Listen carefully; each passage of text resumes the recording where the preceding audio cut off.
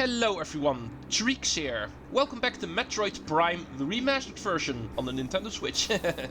We are still in Research Lab Ether within the Space Pirate base here in the Phendrana Drifts. We've been doing a lot of reading in here. A lot of lore actually got explained here. Right now we are mostly done with it, so we can finally continue with the story, truly. By first picking up this missile expansion that's on the walkway at the top of Research Lab Ether. Alright, that's a great way to start here in part number 9.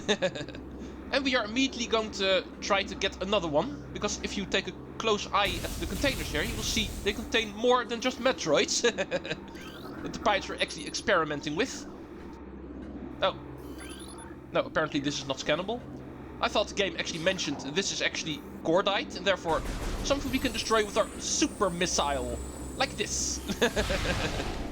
We picked it up in the previous room, so might as well use it for the first time in order to obtain this energy tank. And that way we already have 6 full units of them. Nice. Now, it's time for us to finally continue. Like I also mentioned last time, the moment we picked up the super missile, that is actually not the only item that we need in order to advance towards the quarantine cave. These ice beetles are also easily missed when it comes to scanning. In a similar way that the burrowers and the shriek bats, for instance, are also separate enemies here in the ice area. But okay, what do we have here? Pirates, first of all. Let's go get rid of you guys.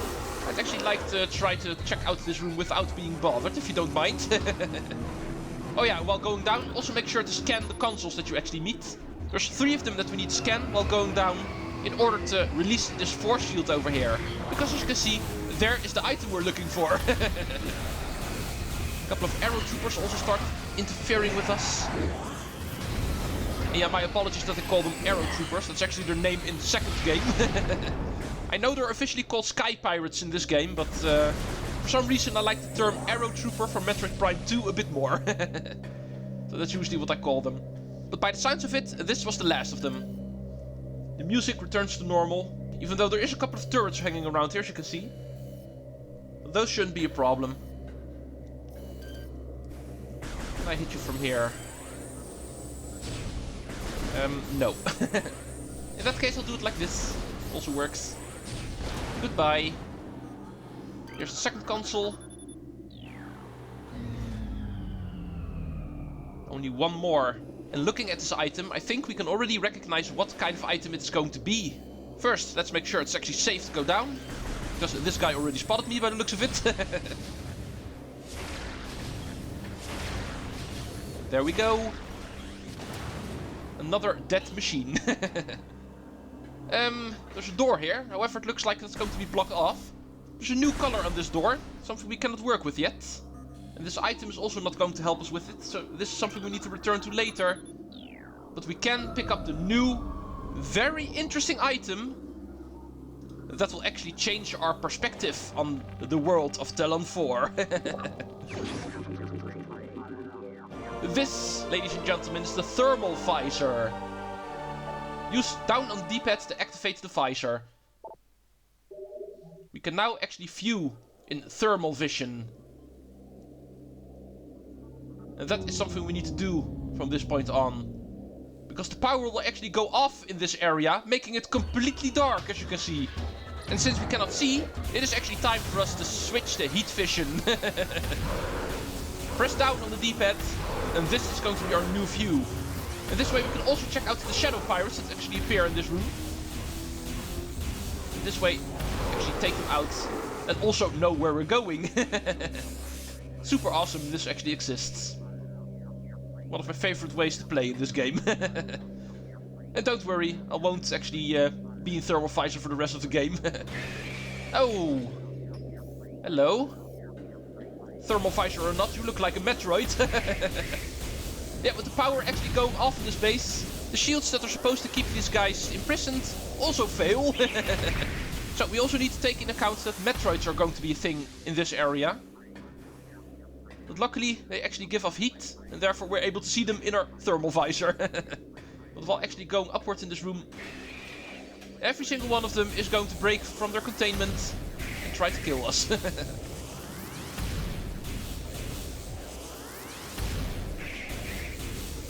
Keep on shooting, eventually it will die.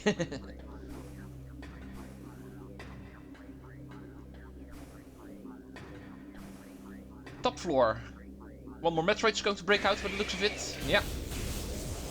So, before we start talking about the next new thing in this room, first I'm going to kill you. Missiles also don't really make this faster. But at least it is taken care of. Now, let's go talk about this. When in thermal Visor, you sometimes can actually see conduits through the wall. And these we can actually activate by pumping electricity into them with our wave beam. And this way we power the doors and stuff like that. Oh, a droid has appeared. It is also something we can scan, so remember. These things are actually pretty annoying. They are called sentry drones. And, yeah. They're pretty difficult to actually defeat. Especially since they screw up our sensors, as you can see. They actually make our helmet go into static and stuff like that. Ow. And they have laser attacks and stuff, so they're not fair. Ow, stop hurting me. Well, at least thank you for dropping some ultra energy. But these guys actually hurt. Like I said, they're annoying. Returning to Research Lab Ether. Of course, shadow pirates will also start appearing here. Just remember, you normally actually need to use your thermal visor to actually see these guys. In this case, it actually does not matter because we need the thermal visor to see at all in this room. So also these guys. But even whenever these guys actually appear... Oh, there's a drone over here. Stupid turret. Yeah, that is something that actually does not really give off heat. And therefore, those things you cannot easily see. But to finish my story, like I said, shadow pirates do have a tendency to appear in normally lighted rooms as well later on in the game. And even there, they're going to appear invisible. So even there, you actually need to use your thermal visor to see them. Just remember that. But in these rooms, we need the thermal visor to see in the dark anyway, so... we automatically also see these guys. Okay, give me that pickup. Oh, and I see something I can lock onto, and therefore this must be a turret. And that was awesome. Now, let's jump in here. And we can leave. Second time passing through this lab was a lot faster. There's not so much reading we need to do now. So. And quickly move on. Out of this base again. Reaching the tower. Let's see if I can return to my combat visor here. Yeah, it's still pretty dark in here. But for the tower itself we don't really need our thermal visor. As you can see, the lighting in here is pretty normal. I'm going to ignore you guys if you don't mind. No reason for me to kill you. And returning towards the observatory. Remember, the room where we actually picked up the super missile. And I need my thermal visor again, because I can't see a damn thing. And this time around, the sunlight shining through my window is not the problem. This time, as you can see, you really cannot see a thing. Even in-game, there's nothing to see. Oh. Hello down there. Ow. Samus. You should be able to actually take that fall. Die, please. Thought I killed all of you. First way through here. Hooray for respawning enemies. But just like in Research Lab Ether, once again, don't really have anything to do other than just passing through. So we can immediately move on to the next Research Lab Hydra. I see a drone. Let's kill you. Let's try to make sure he does not shoot me for 200 damage, like the previous one. Alright, there we go. Looks like he died. Doors unlocked. Entering Research Lab Hydra again. Immediately get greeted by another turret. 2 missiles should do the job. Ooh, a couple of dudes are hanging around on the ceiling. Let's go wake them up. Oh, look at these guys thinking they can sneak up on me. The only problem is I can see you hanging around in my thermal visor, so... Your stealth program is not really working out, sir. This container should be the one I can actually open up. Yeah, this is a cordite container. We have super missile now, so You are no longer an issue, sir. Missile expansion get.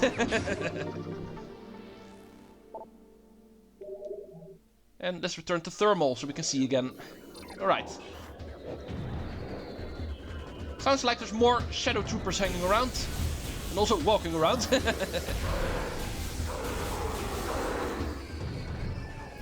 And there's two more. One on the ceiling and one on the floor. Don't you hide from me. I will get you. Oh wait, there's another one. Two pirates at the same time. Not a problem for Samus Aran. Even in a dark room, these guys are not a problem. Well, and with that we actually return to the entrance finally. It's been quite the adventure here in the pirate base on Tallon IV. We found a couple of neat items. The super missile and the thermal visor. We have returned to the entrance, where we've also learned a lot about what pirates are actually doing here. And why it is so important that we stop them. Before making sure they stop me, because I'm getting hurt again. Let's go down, so I have a lot more room to work with. Way too many of these guys, and this guy seems to be stuck somehow. Getting a bit too crowded on the staircase over here. Well, at least you guys are making it easy for me. So. And that was it, I think. Time for us to move out. Our true goal has been the quarantine cave, of course.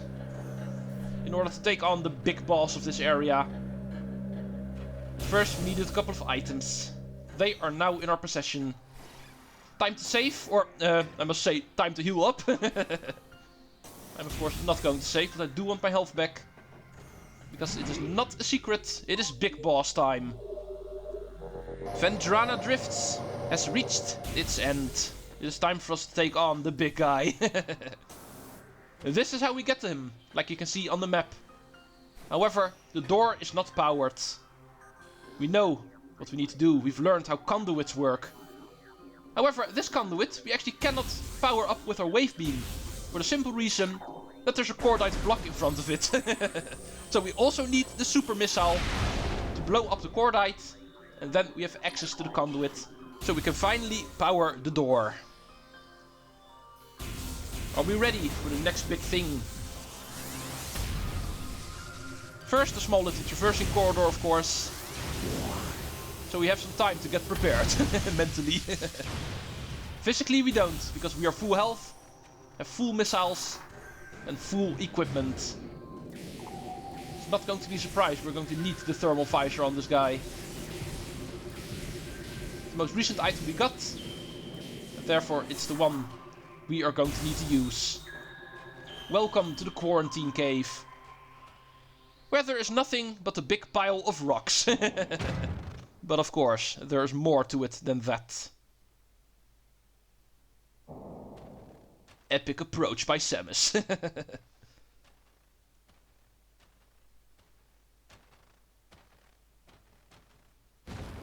Uh-oh, floating rocks, that's never a good thing. And the big pile of rocks will also start moving. This will turn out to be our big boss. A living pile of rocks. Courtesy of the Phazon contamination of this world. Let me see what you are. Big scan time. New creature. Thardus. An animated sentient creature of stone charged with Phazon radiation. The Phazon radiation given off by Thardus negates auto-targeting systems, preventing lock-on.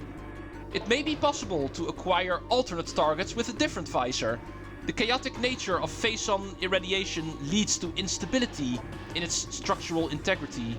Thardus can encase targets in ice, and its colossal size and strength make it a formidable opponent. As you can see, we cannot target this guy. We can press L all we want.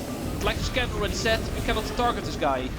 But it also said we can target it in a different visor that does not overload because of stupid rocks. But as you can see, in our thermal visor we can actually target on to a weak point in this guy. Do be careful for overloads, because he does tend to actually overloading your thermal visor like this. And if that happens, as you can see, the Phazon weak point is actually exposed, and we can actually also target it in normal visor. And that way we can actually hurt him. Just keep on shooting his weak point. Pure Phazon that is actually making him alive. That we will take from him. And every single time you actually take out one of its limbs, let's call them limbs with lack of a better word, another one will appear. And then it's a simple matter of rinse and repeat. His attacks are also pretty standard. Throwing rocks towards you, try to roll towards you, as you can see. But also try to encase us in ice by pounding the floor and shoot some ice towards us. Stuff like that he will try to do in order to hurt us. The rock throwing move, the one he's using right now, is actually also pretty handy to use yourself, because you can shoot the rocks in order to try to find health items, stuff like that. You can also use that to heal yourself. But other than that, it's a pretty simple matter of shooting him with your wave beam. Extra handy to use your wave beam, because that will, of course, home in on him. As you might have noticed, the moment you lock on with your wave beam, it will actually auto-aim towards anything you lock onto. Ouch! That hurts. Big pile of rocks rolling over little human. It hurts.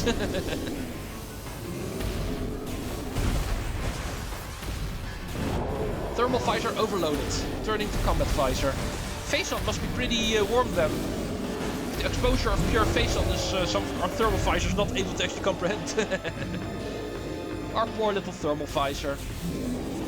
Only just got it and it's already being used way too much.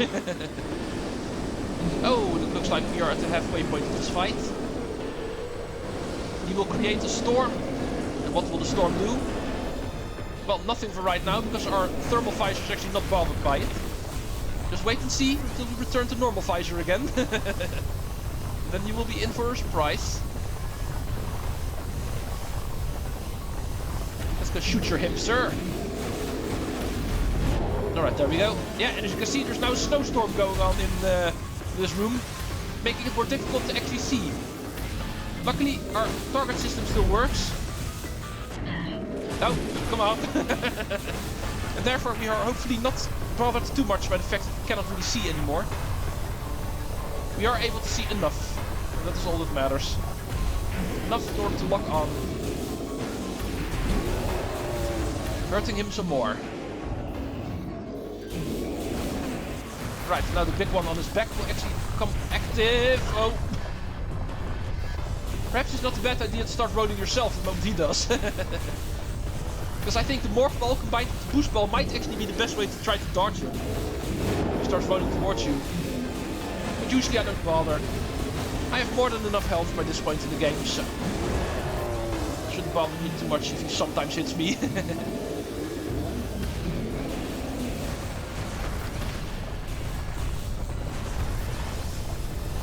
We're almost there at least. 1/3 of his health bar still remaining. Yeah, this is the boss fight that actually takes the longest in this game, I feel. Not per se my favorite boss because of it. This guy sometimes takes a bit too long, especially on hard difficulty. That's actually also one of the reasons why I've decided, when it comes to my first normal Let's Play of this game, to not go for the hardest difficulty. Because bosses will actually take less damage in those, making these fights last even longer. If I would have gone for hard difficulty, I think I would have needed the full 20 minutes of an episode in order to beat this boss. Because last time I actually played hard difficulty, I think that is how long it took for me to beat this guy. A full 20 minutes. Alright, another snowstorm it looks like. Now your central nerve system actually becomes available to me. This should actually hurt you the most.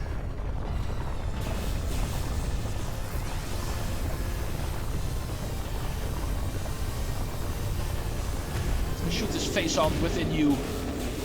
It is already no longer a secret that I don't like the Phazon on this world. Right. Oh, I'm stuck. Did not realize that he hit me with the ice. No matter. We are free again. Oh, he's really exposing himself now. Missile time.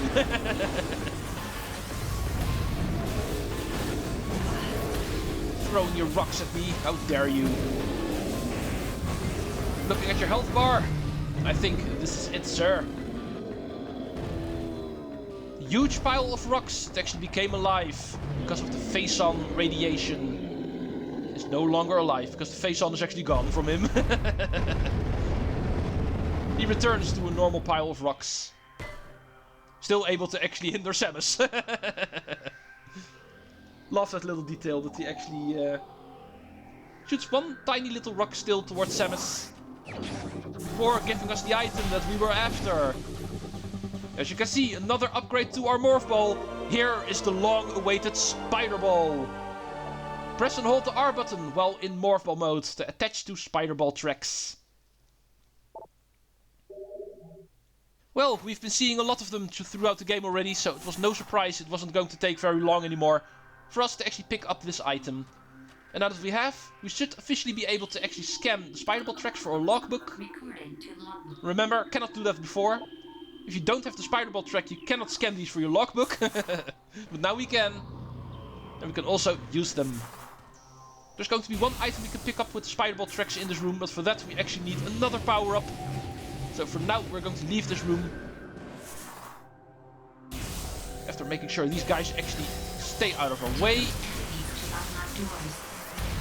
It is time for us to return to a previous area, because now that we have the Spider Ball Treecks available to us, it is possible for us to actually move on in the Chozo ruins, where we met a dead end at some point. So, I'd like to thank you all for watching, and I will see you folks in the next episode.